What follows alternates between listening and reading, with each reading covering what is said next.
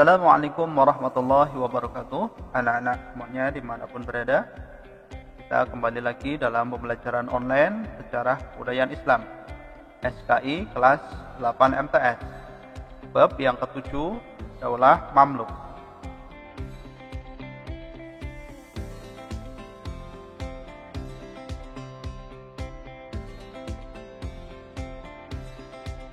Terima kasih. Kita langsung masuk ke pembahasan. Kalian lihat data konsep berikut ini. Daulah Mamluk mengukir peradaban Islam. Nanti kita akan membahas proses berdirinya Daulah Mamluk, kemajuan peradaban dan kebudayaan Islam meliputi bidang pengetahuan, ekonomi, dan juga kebudayaan. Kalian perhatikan, ini adalah nilai karakter yang akan dikembangkan, yaitu toleransi, disiplin, semangat, inovatif, keteladanan, dan amanah.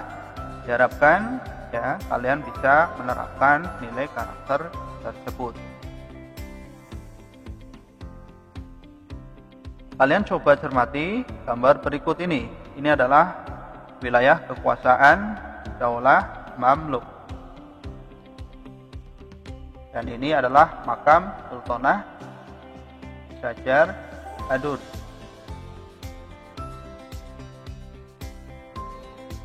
Setelah kalian memperhatikan gambar tersebut, mungkin kalian bertanya, siapakah pendiri Daulah Mamluk?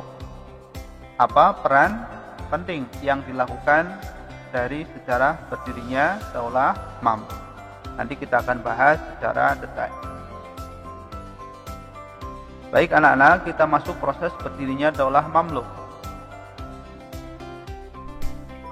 Daulah Mamluk, bagaimana ditunjukkan oleh namanya, merupakan daulah para budak yang berasal dari beragam kelompok suku non-daulah, membentuk sebuah pemerintahan menggantikan Daulah Ayyubiyah yang telah berkuasa selama 79 tahun di Mesir. Para penguasa ini menegaskan kekuasaan mereka atas wilayah Suriah Mesir yang dikuasai oleh tentara Sa'ad. Daulah Mamluk mampu bertahan dari serangan pasukan Mongol, pimpinan Hulagugan dan Timur Leng. Seandainya mereka gagal bertahan, tentu seluruh tatanan sejarah dan kebudayaan di Asia Barat dan Mesir akan berubah drastis. Berkat kegigihan mereka, penduduk Mesir bisa tetap menyaksikan kesinambungan kebudayaan institusi politik. Jadi jasa dari Daulah Mamluk cukup besar.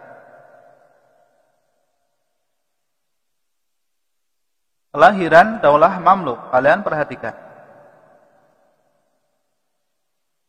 Daulah Mamluk berkuasa di Mesir pada tahun 1250 sampai 1517 Masehi. Meskipun Daulah Mamluk terdiri atas berbagai ras yang berbeda-beda, mereka mampu mengapresiasi dengan baik pembangunan arsitektur dan kesenian. Sehingga dalam kedua bidang itu, Mesir boleh dibandingkan dengan daulah-daulah yang lainnya. Fondasi kekuasaan Daulah Mamluk diletakkan oleh penguasa pertamanya, yaitu Sultanah Syajar Adur.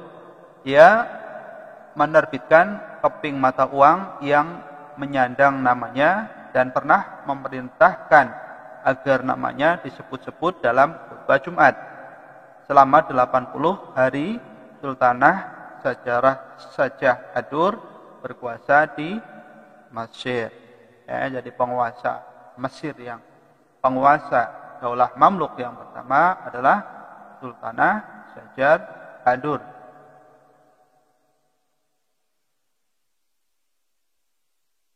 Daulah Mamluk terbagi menjadi dua. Yang pertama, Mamluk Bahri. Penguasa Mamluk Bahri yang pertama adalah Sultan Izzuddin Aibak yang berkuasa tahun 1250 sampai 1257 Masehi. Awalnya ia adalah panglima utama Daulah Mamluk. Mamluk Bahri pada awalnya adalah pengawal-pengawal yang dibeli oleh Khalifah As-Salih Al-Ayyub dari Daulah Ayyubiyah. dan menjadi sultan di kemudian hari.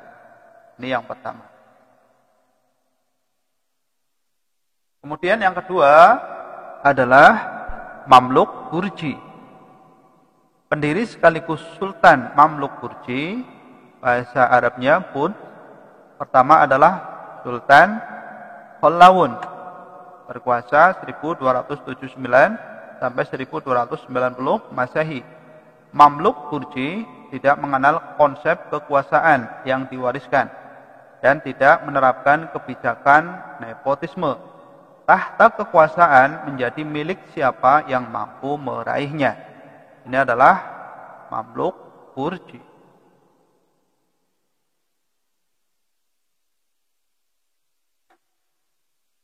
Kemudian kalian perhatikan Sultan Daulah Mamluk. Keseluruhan penguasa Daulah Mamluk berjumlah 47 orang. 24 berasal dari Mamluk Bahri, tidak termasuk Sajar Adur. Dan 23 orang dari Mamluk Burji. Rata-rata masa pemerintahan seluruh penguasa Daulah Mamluk tidak lebih dari 6 tahun. Ya, ini adalah Sultan Daulah Mamluk. Penguasa terkenal Daulah Mamluk. Nah, Sultan Mamluk yang paling terkenal adalah Sultan Az-Zahir Ruknuddin Baibar Al-Bundukdari. Pada awalnya ia adalah seorang budak dari Turki. Nama Al-Bundukdari diperoleh dari tuan pemiliknya di Hammah sebelum dibeli oleh Sultan As-Salih Al-Ayub. Baibar Al-Bundukdari diangkat menjadi pemimpin pasukan pengawal oleh Sultan As-Salih Al-Ayub. Bahkan karir militernya berjalan mulus hingga ia berhasil menjabat sebagai komando militer tertinggi di wilayah itu. Sampai di sini bisa dipahami anak-anak?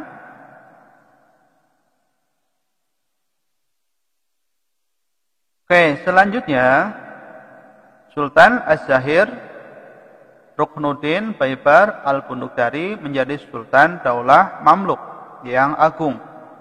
Penguasa dan pendiri sejati kekuasaan Daulah Mamluk. Kemenangan pertamanya ia peroleh dalam peperangan melawan tentara Mongol di medan perang Ain Jalut.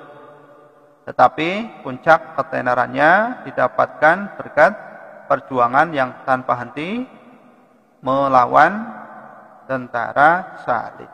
Ya, bisa dipahami ya anak-anak ya. Ini adalah Sultan Az-Zahir Ruknuddin Baibar Al-Bundukdari. Keperwiraan Sultan Az-Zahir Ruknuddin Baibar Al-Bundukdari. Kalian perhatikan, kapasitas Sultan Baibar Al-Bundukdari lebih dari sekedar pemimpin militer. Ia tidak hanya berhasil mengorganisasi angkatan peperangannya, membangun kembali angkatan laut, dan memperkuat benteng Suriah, tetapi ia juga menggali sejumlah kanal, memperbaiki pelabuhan, serta menghubungkan Kairo dan Damaskus dengan layanan burung pos yang hanya membutuhkan waktu 4 hari. Sultan Baibar Al-Bundukdari juga membangun banyak fasilitas umum, mempercantik masjid, menetapkan pajak untuk negara, zakat, dan sedekah. Di antara beberapa monumen arsitekturnya seperti Masjid Agung di Kairo dan di Damaskus yang dibangun pada tahun 1269 Masehi, serta sekolah yang menyandang namanya masih bertahan hingga kini. Kemudian kemajuan peradaban Islam, Daulah Mamluk. Kalian perhatikan. Dalam bidang ekonomi, Daulah Mamluk membuka hubungan dagang dengan Prancis, Itali, melalui perluasan jalur perdagangan yang sudah dirintis oleh Daulah Fatimiyah di Mesir sebelumnya.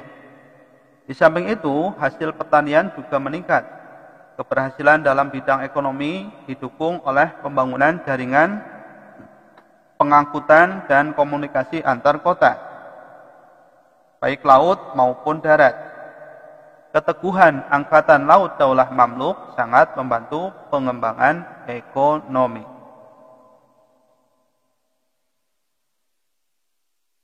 Dalam bidang seni bangunan, Daulah Mamluk juga banyak mengalami kemajuan di bidang seni bangunan. Banyak arsitek dibawa ke Mesir untuk membangun sekolah-sekolah dan masjid-masjid yang indah. Bangunan-bangunan lain yang didirikan pada masa ini diantaranya adalah rumah sakit, museum, perpustakaan, villa-villa, kubah, dan juga menara masjid.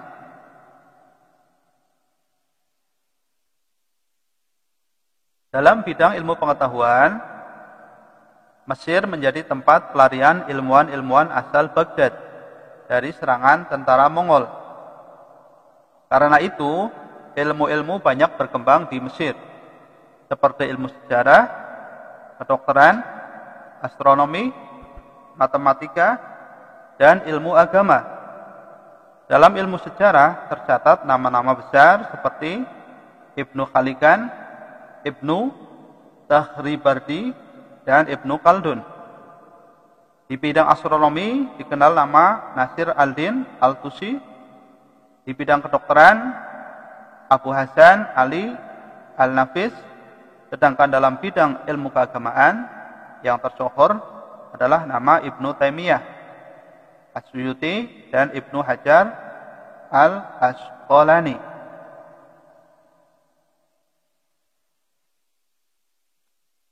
Dalam bidang militer,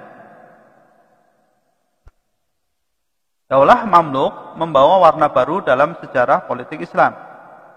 Pemerintah dinasti ini bersifat oligarki militer, kecuali dalam waktu yang singkat ketika Kolawun menerapkan pergantian sultan secara turun-temurun.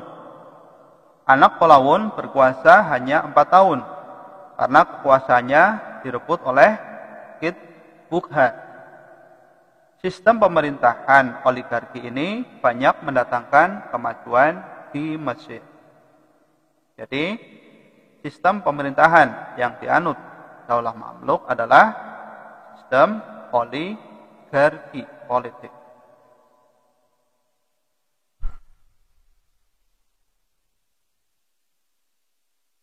Daulah Mamluk juga memiliki pengaruh besar dalam bidang militer.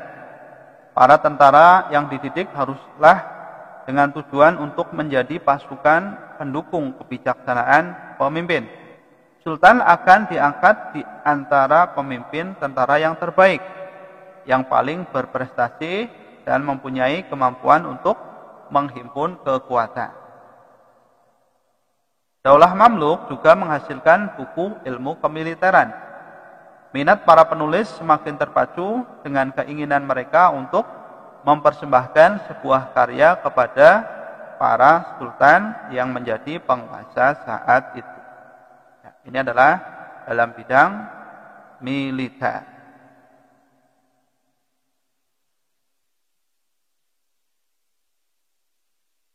Kemudian dalam bidang pemerintahan. Bentuk pemerintahan oligarki adalah suatu bentuk pemerintahan yang menerapkan kepemimpinan berdasarkan kekuatan dan pengaruh, bukan melalui garis keturunan. Sistem pemerintahan oligarki ini merupakan kreativitas tokoh-tokoh militer Daulah Mamluk yang belum pernah berlaku sebelumnya dalam perkembangan politik di pemerintah Islam. Sistem oligarki lebih mementingkan kecakapan, kecerdasan, dan keahlian dalam peperangan. Sampai di sini bisa dipahami anak-anak? Ya, kita lanjutkan lagi. Nah, kemudian runtuhnya Daulah Mamluk.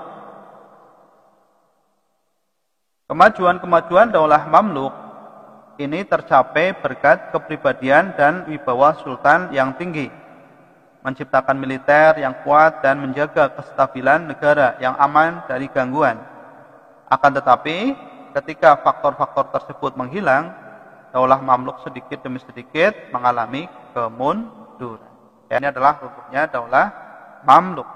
Baik anak-anak, terima kasih telah mengikuti pembelajaran hari ini dari awal sampai akhir.